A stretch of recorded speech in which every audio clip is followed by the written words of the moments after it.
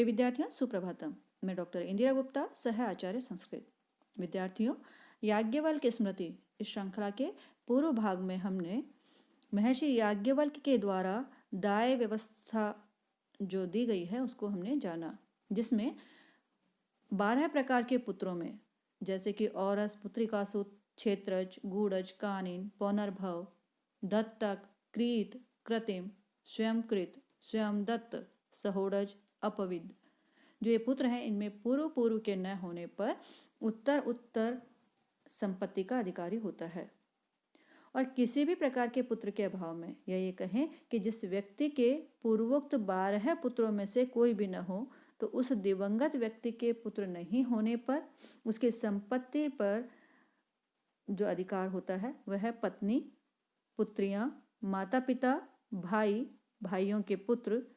गोत्र में उत्पन्न बंधु, शिष्य और ब्रह्मचारी। इनमें पूर्व के अभाव में बाद के क्रम से उसकी संपत्ति के अधिकारी होते हैं, और यह नियम सभी वर्णों के लिए है। आगे जो वानप्रस्थी आदि होते हैं उनके पुत्र और पौत्र आदि के अभाव में जो व्यवस्था है उसको महर्षि याज्ञवल्क्य दे रहे हैं कि वानप्रस्थ यति ब्रह्मचारिणाम रिक्त भागिन है, कि जो वानप्रस्थी हैं, यति है और ब्रह्मचारी हैं, उनके संपत्ति के अधिकारी क्रमशः आचार्य, सत्शिष्य, धर्मभ्राता, एक तीर्थन है। क्रमशः आचार्य होते हैं, जो ब्रह्मचारी है उनकी संपत्ति के अधिकारी एक तीर्थी या एक आश्रमी जो धर्मभ्राता है वो होते हैं, और यति है उसकी संपत्ति के अधिकारी सत्शिष्य होता है। आगे जो एक साथ धन को मिलाकर के व्यापार प्रारंभ करते हैं, उन संसृष्टि, उनकी जो संपत्ति है उसकी व्यवस्था करते हुए महर्षि याज्ञवल्क्य बताते हैं कि संसृष्टि नस्तु संसृष्टि, कि जो संसृष्टि हैं जो पहले अलग अलग थे लेकिन बाद में धन मिलाकर रहने लगे या धन मिलाकर व्यापार करने लगे, उन व्यक्तियों की जो संपत्ति है उनको संसृष्टि ले ले। सोदर से तो सोदर है। अब इसी में एक और व्यवस्था है कि जो सोदर संसृष्टि का धन सोदर संसृष्टि ले, और यदि सोदर संसृष्टि के मरने के बाद, मृतस्य च, मरने के बाद उसका पुत्र जातस्य, जो यदि उसका पुत्र उत्पन्न हो जाता तो पुत्र उत्पन्न हो तो वह संपत्ति ले ले।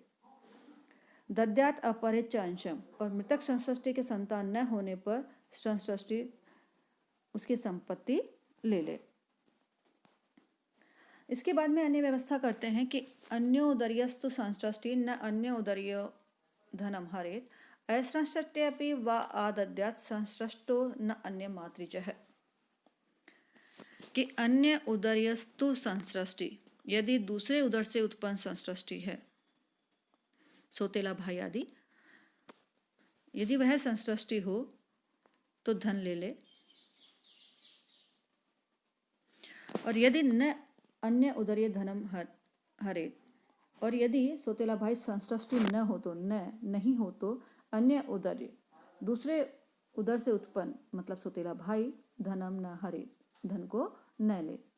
असंसृष्ट्यपि व आदद्यात् संसृष्टो न अन्य मातृज है, यदि अन्य माता से उत्पन्न नहीं है, मतलब एक ही उदर से उत्पन्न है भाई हो, तो संसृष्टि न होने पर भी धन को पाता है, और संसृष्टि होने पर भी धन को ग्रहण करता है, और धन का के भाग के अधिकारी होते हैं। अब जो पुत्र पत्नी संसृष्टि नाम या दाय ग्रहणम उक्तम, जो दाय का ग्रहण कहा गया है पुत्र पत्नी और संसृष्टियों में, अब उसके अपवाद को कहते हैं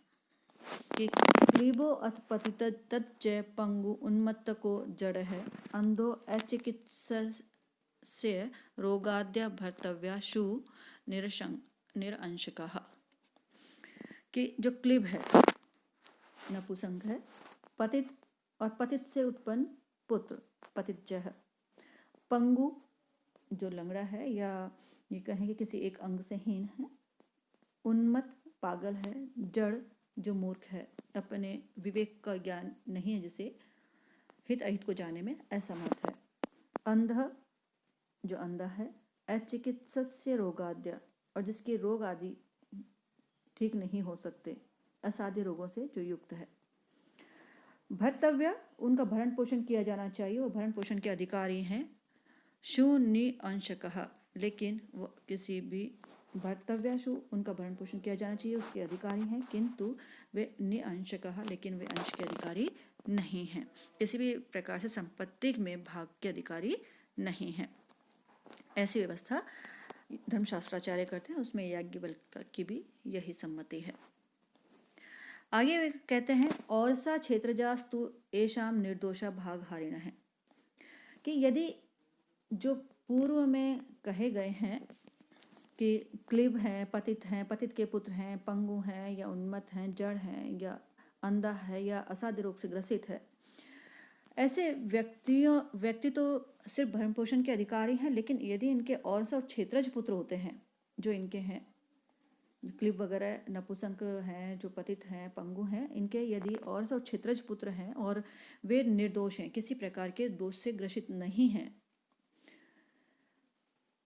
यदि दोष से रहित इनके पुत्र हैं, तो वे संपत्ति के अधिकारी होते हैं, भागहारिण है। वे जो इनके संपत्ति है, इनके संपत्ति के अधिकारी ये तो नहीं होते जो नपुंसक आदि हैं, लेकिन इनके जो पुत्र हैं और से क्षेत्रज पुत्र, और जो कि किसी भी प्रकार के दोष से रहित हैं, तो वे उस धन के अधिकारी होते हैं, अपनी संपत्ति के अंश के भागीदार होते हैं। आगे व्यवस्था करते हैं कि सुताश्च एषाम प्रभर्तव्या यावत वै भर्तृसात्कृता। अब वो कहते हैं कि यदि इनके पुत्रियां हैं जो क्लिब हैं, मतलब नपुंसक हैं, पतित के जो पुत्र हैं, पंगु हैं, पागल हैं, जो कि धन के अधिकारी नहीं होते अपितु भरण पोषण के ही अधिकारी होते हैं, उनके यदि और सब क्षेत्रज पुत्र हैं और निर्दोष हैं, तो वे धन के अधिकारी होते हैं। और यदि उनके पुत्रियां हैं, तो इन पूर्वोक्त कहे गए नपुंसक आदि की जो कन्याएं हैं, पुत्रियां हैं, वे प्रभर्तव्य, उनका भरण पोषण किया जाना चाहिए, यावत, जब तक वही भर्तृसात्कृता, जब तक वे उनका विवाह नहीं हो जाए, पतिगृह में सत्कार पूर्वक न चली जाएं, पतिगृह में नहीं चली जाएं, तब तक प्रभर्तव्य, उनका विवाह आदि संस्कार, भरण पोषण आदि किया जाना चाहिए। आगे जो क्लीब आदि हैं, उनकी पत्नियों के लिए व्यवस्था की गई है कि जो उनकी पत्नियां आदि हैं, अपुत्रा योषितश्च येषां भर्तव्या साधुवृत्तयः निर्वास्य व्यभिचारिण्यः प्रतिकूलात् तथैव च। वे कहते हैं महर्षि याज्ञवल्क्य कि अपुत्रा योषिताश्च येषां जो एक क्लीब आदि हैं, पतित आदि हैं, या जो असाध्य रोगों से ग्रसित हैं, जो इनकी पत्नियां हैं और वो पुत्र से रहित हैं, मतलब अपुत्र स्त्रियां भी यदि साधु व्रत है, सदाचारिणी है, उनका सत आचरण है, तो ऐसे में उन भर्तव्य, वे भरण पोषण की अधिकारिणी हैं। व्यभिचारिण्य है, और यदि वे व्यभिचारी हैं तो निर्वास्य या प्रतिकूला तथैव च, और ये प्रतिकूल आचरण करने वाली हैं तो उन्हें निकाल देना चाहिए। इस प्रकार की व्यवस्था धर्मशास्त्राचार्यों ने की थी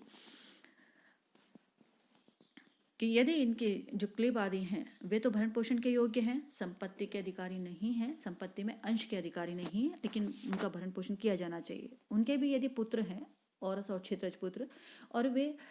असाध्य रोग आदि से रहित हैं, दोषों से रहित हैं, तो उनको भी वे भी संपत्ति के अधिकारी, उनको भी संपत्ति में अपना अंश मिलना चाहिए। और उनके यदि पुत्रियां हैं, तो उन पुत्रियों का भरण पोषण किया जाना चाहिए, विवाह संस्कार आदि किया जाना चाहिए, जब तक उनका विवाह आदि न हो जाए।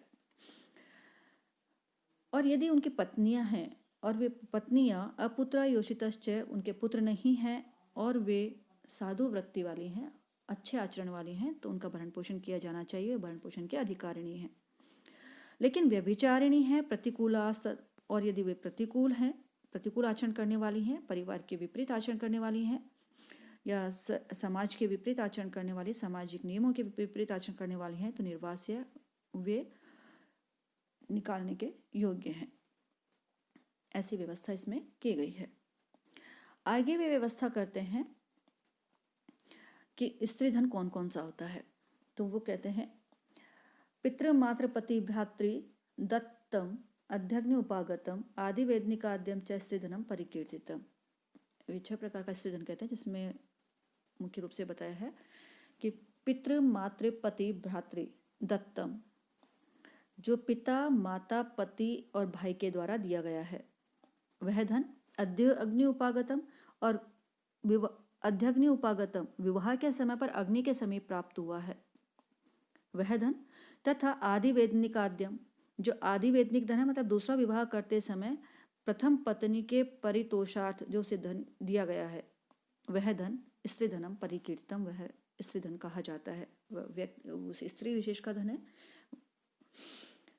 आगे और भी बताते हैं कि बंधु दत्तम तथा शुल्कम अन्वाध्येयकम एवच, कि बंधु दत्तम जो स्त्री है, स्त्री के माता पिता के बंधुओं द्वारा दिया गया जो धन है वह धन, शुल्कम जो विवाह के शुल्क के रूप में दिया गया धन है वह धन, और अन्वाध्येयकम एवच, और विवाह के बाद अन्वाध्येय के रूप में मतलब पति तथा पितृकुल से प्राप्त जो धन है वह भी स्त्री धन कहा जाता है। इस प्रकार से 6 प्रकार का धन स्त्री धन कहा गया है। अब स्त्री धन को कहने के बाद में वो कहते हैं कि उसका विभाग कैसे किया जाना चाहिए, तो वो कहते हैं अतितायाम अप्रजसी बांधवा तद आपनोयुः, कि ऐसे स्त्री के जो कि अप्रजसी, जिसके संतान नहीं है, और अतितायाम और वह मर जाती है, बिना संतान के ही मर जाती है, तो ऐसे स्त्री का धन बांधवा तद आपनोयुः, जो उसके बांधव हैं मतलब पति आदि, उसी धन को प्राप्त करते हैं। आगे व्यवस्था की गई है कि अप्रजसी स्त्री धन भर्तृ ब्राह्मणादिषु चतुर्षु अपि दुहितॄणां प्रसूता चेत शेषेषु पितृगामी तत्। अब इसमें थोड़ी सी भिन्न है कि जो सामान्यतः तो ये कहा गया है कि जो स्त्रियां हैं वो यदि बिना संतान के दिवंगत हो जाती हैं तो उनका धन उसके पति आदि ले ले, लेकिन बाद में विवाह के आधार पर कि किस प्रकार का विवाह है, विवाह 8 प्रकार के कहे गए हैं, उसमें जो किस प्रकार का विवाह है उसके आधार पर उस धन का विभाजन करें। और वो ये कहते हैं कि अप्रज स्त्री धनम भर्तृ ब्रह्मादिषु चतुर्षु अपि, कि ब्रह्म आदि जो 4 प्रकार की विवाह है, ब्रह्म देव आश और प्राजापात्य, जो 4 प्रकार की विवाह है, इनों में से विवाहित जो स्त्री है उसके अप्रजसी अनपत्य मरने पर या संतान रहित मर जाने पर या दिवंगत हो जाने पर उसका धन स्त्री धनम भर्तु, वह स्त्री धन पति को मिलता है। लेकिन शेषेषु, लेकिन अन्य शेष विवाहों के होने पर वह धन पितृगामी अपने उसके पिता को मिलता है। लेकिन यदि इसमें एक अन्य व्यवस्था यह है कि दुहितॄणां प्रसूता, यदि दुहितॄणां यदि वह उसके पुत्रियां हैं तो वह धन स्त्री धन हमेशा पुत्रियों को ही प्राप्त होगा, वो अन्य किसी को नहीं जाएगा। एक ऐसी व्यवस्था की गई है कि जो स्त्री धन है वो 6 प्रकार का स्त्री धन कहलाता है। उन 6 प्रकार का जो स्त्री धन है, यदि जो स्त्री है वह संतान से युक्त है, उसकी पुत्रियां हैं, तो वह स्त्री धन पुत्रियों को जाता है, और पुत्रियां नहीं हैं तो जो 4 प्रकार की विवाह हैं, ब्राह्म देव आश और प्राजापात्य, उनमें वह धन बंधु मतलब उसके पति और पुत्रों आदि को जाएगा। यदि ऐसा नहीं है और अन्य 4 प्रकार के विवाहों से वह विवाहित है शेष, तो ऐसे में वह धन पितृगामी होगा, मतलब पिता को जाता है। आगे जो महर्षि याज्ञवल्क्य व्यवस्था करते हैं कि जो वाग्दत्ता कन्या है स्त्री धन के रूप में, कि जो वाग्दत्ता कन्या है यदि वह दिवंगत हो जाती है तो धन को किस प्रकार से विभाजित किया जाना चाहिए या धन की व्यवस्था क्या होनी चाहिए। तो वो कहते हैं दत्वा कन्या हरण दंडयो व्ययम दद्याच्च सोदयम, कि दत्वा कन्या हरण, कि कन्या का वागदान देकर फिर हरण, फिर पुनः नहर देने पर, मतलब जो वागदान देने पर उस वाणी का फिर से हरण कर लेने पर, मतलब कहने का है कि वागदान कर दिया कन्या का और लेकिन उसके साथ विवाह नहीं किया गया, तो विवाह न करने पर दंड, वह दंड के योग्य है। और वह दंड कैसा होना चाहिए, सोदयम व्ययम दद्याच्च, कि जो व्यय किया गया है वह सूद के साथ उस व्यय को वह वर पक्ष को दिलावे। मृतायाम दत्तम, लेकिन विवाह हो जाने पर से पूर्व ही यदि वाग्दान हुआ है लेकिन वह कन्या मर जाती है तो मृतायाम दत्तम, तो मर जाने पर परिशोध्ययम उभय व्ययम, जो दोनों पक्ष का जो व्यय है उसका शोधन करके और जो शेष राशि बच जाती है वह वर पक्ष को दिलाई जानी चाहिए। मृतायाम दत्तम आदद्यात्, यदि वाग्दत्ता कन्या विवाह से पूर्व ही मर जाए, देने से पूर्व ही मर जाए तो या दिवंगत हो जाए तो व्ययम परिशोध्य, कि जो वर ने जो शुल्क आदि दिया है उसमें जो दोनों पक्ष का व्यय है उसका शोधन करके और उस व्यय को से बचे हुए राशि को वर पक्ष को दे दी जानी चाहिए। आगे फिर वो व्यवस्था करते हैं, दुर्भिक्षे धर्म कार्य च व्याधौ संप्रतिरोध के ग्रहीतम स्त्रीधनम भर्ता न स्त्री दातुम अर्हति, कि जो स्त्रीधन है वह स्त्री का होता है, स्त्री के मर जाने पर वह उसकी पुत्रियों को प्राप्त होता है सामान्यतः। यदि पुत्रियां नहीं होती तो जो श्रेष्ठ 4 विवाह हैं ब्रह्मदेव, आर्ष और प्रजापात्य, उसमें पति और पति के या पुत्रों को प्राप्त होता है।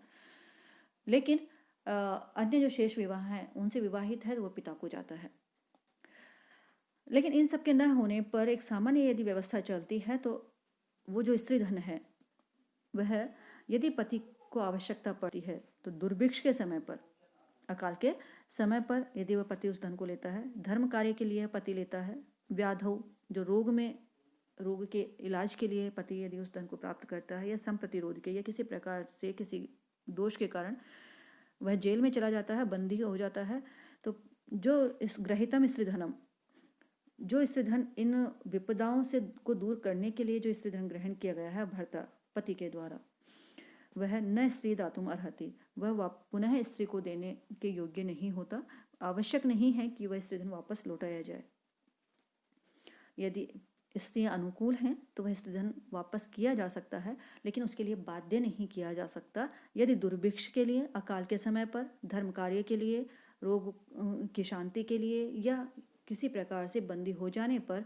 अपने आप को स्वतंत्र कराने के लिए जो स्त्रीधन पति को आवश्यकता पड़ने पर पति के द्वारा लिया गया है उसको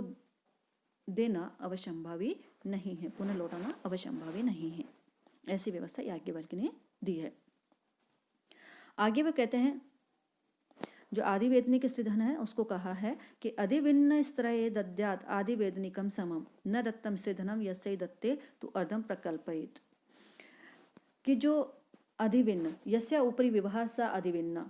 जिसके ऊपर दूसरा विवाह हो जाता है, मतलब जिसके रहते दूसरा विवाह किया जाता है, वो पूर्व वाली स्त्री जो है वह अधिविन्न कही जाती है।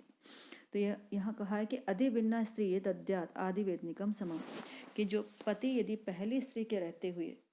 दूसरी स्त्री से विवाह करता है तो दूसरे के विवाह में जितना धन दिया है, दद्यात् आदिवेदनिकम समम, जितना धन व्यय हुआ है उतना पहली स्त्री को दे। न दत्तम स्त्री धनम, यदि उसने स्त्री धन नहीं दिया है पूर्व में तो वह उतना ही धन उस स्त्री को दे। दत्ते, और यदि उसने पहले स्त्री धन दिया है, और यस्यै दत्ते स्त्री धनम, और जिसको स्त्री धन पूर्व में दिया है, पहले स्त्री को स्त्री धन प्राप्त हुआ है, मिला है, तो दूसरे विवाह के समय पर तु अर्धम प्रकल्पयेत्, तो दूसरे विवाह में जो व्यय हुआ है धन, उसका धन का आधा धन उस पूर्व पत्नी को वह दे। ऐसी व्यवस्था की गई है धर्मशास्त्राचार्यों के द्वारा। अब इस प्रकार से विभाग को कहकर अब उसके संदेह के में जो निर्णय है उसको कारणों को कहते हैं कि विभाग निहन्वे ज्ञाति बंधु साक्ष्य अभिलेखित विभाग भावना गेया ग्रह क्षेत्रश्च योतकई। वो कहते हैं कि विभाग हो गया, विभाग को उन्होंने कह दिया, लेकिन विभाग किए जाने के पश्चात भी उसके निर्णय में यदि बाद में संदेह उत्पन्न किया जाए, किसी भी भाग को ग्रहण करने वाले के द्वारा उस विभाग को या संपत्ति के भाग को या अंश के को प्राप्त करने के पश्चात भी उसको नकारा जाए, तो वो कहते हैं कि उसके लिए क्या व्यवस्था है। तो वो कहते हैं विभाग निहन्वे, विभाग या हिस्से को छिपाने अर्थात अस्वीकार करने पर ज्ञाति बंधु साक्ष्य अभिलेखित, कि जो जाति के लोग हैं, साक्षी हैं और साक्षियों के अलावा जो अभिलिखित लेख है जो उनके सामने लिखे गए हैं, और ग्रह क्षेत्र योतकई जो अलग किए गए जो क्षेत्र हैं और घर हैं उनसे विभाग भावना गेय, उनसे उसके विभाग का निर्णय किया जाना चाहिए कि हिस्से को छिपाने पर, उसको अस्वीकार करने पर जाति के लोग उसका निर्णय करें, साक्षी लोग जो कि उस समय उपस्थित थे साक्ष्य रूप में वो उसका निर्णय करें। ऐसा न होने पर भी अभिलेखित जिनके सामने ये अभिलेख लिखा गया हो उस लेख के द्वारा उसका निर्णय किया जाए, या फिर योतकई गृह क्षेत्र और जो क्षेत्र जो खेत आदि हैं और घर आदि जिनका विभाग किया गया है उसके द्वारा इस विभाग का निर्णय किया जाना चाहिए। इस प्रकार से महर्षि याज्ञवल्क्य दाय विभाग प्रकरण में दाय का जो विभाजन है उसकी व्यवस्था करते हैं। आगे हम प्रायश्चित अध्याय का अध्ययन करेंगे अगले भाग में। धन्यवाद।